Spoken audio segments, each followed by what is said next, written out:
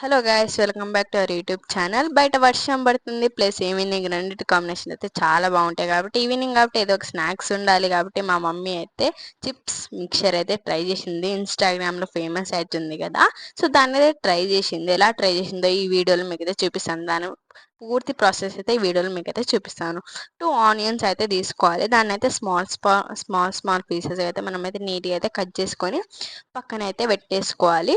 తర్వాత ఏమో నిమ్మకాయలు అయితే తీసుకోవాలి. మేము 4 చిప్స్ ప్యాకెట్ తీసుకున్నాం కాబట్టి నిమ్మకాయలు అయితే 2 తీసుకున్నాం. సో 4 చిప్స్ ప్యాకెట్ తీసుకొని ఒక బౌల్ తీసుకొని దాంట్లో అయితే 4 చిప్స్ ప్యాకెట్ అయితే వేసేసేయాలి. మనం దాన్ని బౌల్లో వేసేసినాక మొత్తం అది చేతితోటి అయితే స్మాష్ చేసేసాలి. స్మాష్ చేసేసినాక చిన్న చిన్న పీసెస్ ఆనియన్స్ కట్ చేసుకున్నాము దాంట్లో అయితే వేసేసేయాలి.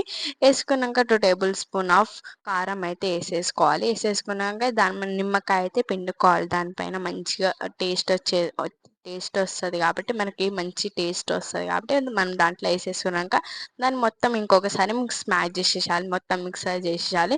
నేనైతే ట్రై చేశాను. నాకైతే చాలా బాగా నచ్చింది. మా మమ్మీ చాలా బాగా చేసింది. సో ఈవినింగ్ కాబట్టి మీరు కూడా ఎలాంటి స్నాక్స్ ట్రై చేసి నాకైతే కామెంట్లో మెన్షన్ చేయండి. మా తమ్ముడు అయితే ఆ గిన్నె కూడా వదులుతాడు. సో మీరు కూడా ట్రై చేసి నా కామెంట్ సెక్షన్లో మెన్షన్ చేయండి. సబ్స్క్రైబ్ చేసుకోవడం మాత్రం మర్చిపోకండి. Bye bye.